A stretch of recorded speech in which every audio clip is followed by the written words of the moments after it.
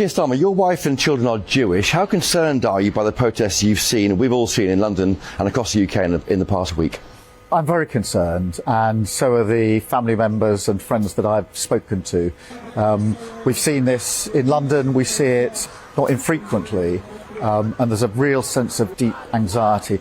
Obviously, in relation to the events in Israel, the appalling, shocking events, cold-blooded murder of men, women and children.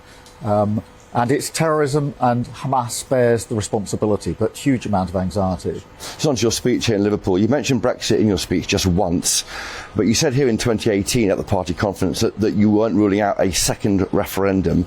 If you're Prime Minister, if you're elected Prime Minister, you'll be renegotiating the trade and cooperation agreement in 2026. What will you do with that? Will you try and get the UK more closely aligned to the EU? Would you even try and reverse the result in 2016 and go back into the EU? We will not try to reverse the results.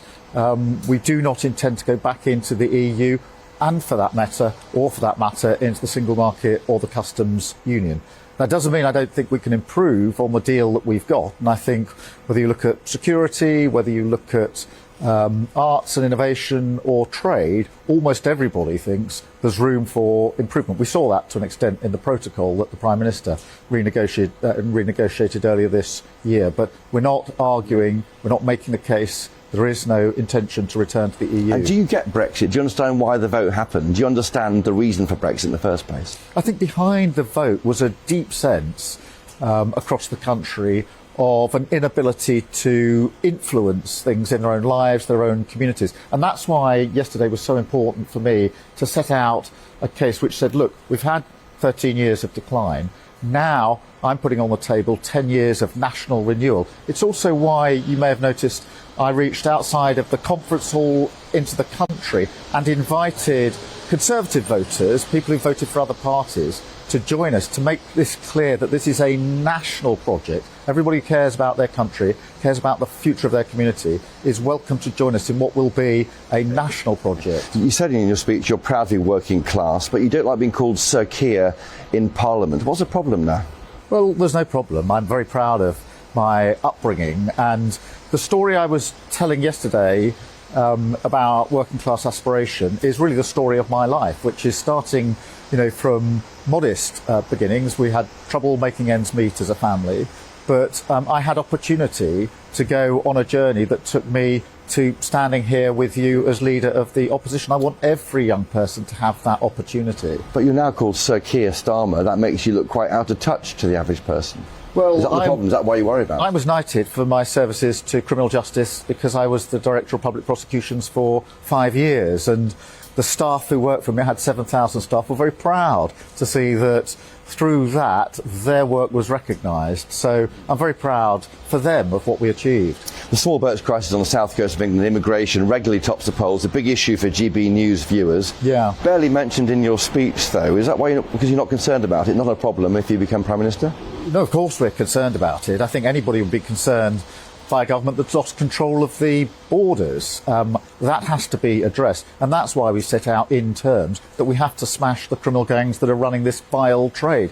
Go back to my days as Director of Public Prosecution. I did joint operations to smash terrorist gangs. I am convinced we can smash the gangs that are running this vile trade. That's illegal immigration. What level are you happy with of the net number? 600,000 arrived in the 12 months till June last year. Well, I'm not going to pluck a number out of the sky. The Tories do. Well, they do, and then they miss it over and over again. And we've ended up with a situation where the number is higher than it's ever been. But this is symptomatic, I think, of the last 13 years. One of the challenges that we laid down for the Tories yesterday is tell us what your record is, because if you've got a record after 13 years, you should be telling the country what it is. So that's why I contrasted them with our project, which is actually, let's not just fix the country, let's go on this journey of national renewal. And I can't stress enough, it's a national journey. It is cross-party. Those that have lost faith in the party they are voting for are welcome to join us in this national project. In your speech you talked about a competitive tax regime. Yeah. Does that mean a Labour government could cut taxes? Well, I said competitive tax regime. Well, look, we've got the highest rates of tax that we've had since the Second World War under this government. So all we've got from this government is high tax and low growth, and that is the wrong recipe for the country. Competitive, of course, but my focus is on growth and growing the economy. And that was will the ran tax burden right come through my down? speech. Will the tax burden come down under Labour? I'd like the overall burden, particularly on working people, to come down. But obviously, we will operate, of course, and always within our fiscal rules. Yeah. Just on the glitter bomb. I know it's a serious issue, but call it a glitter bomb. Have the security apologised to you for letting you down? Frankly, my focus was on delivering that speech, and many people have said to me, what was going through your head? And I'll tell you what was going through my head. It was, I have worked for 4 years to get this Labour Party to a position where we can face the country and address the country, and I wasn't going to be put off by some idiot who came on the stage. It's why I took my jacket off, rolled up my sleeves and got on with delivering the speech that I've been waiting a long time to give. Well, Keir Starmer, we're getting wet in the rain here. Thank you for joining us. Thank you.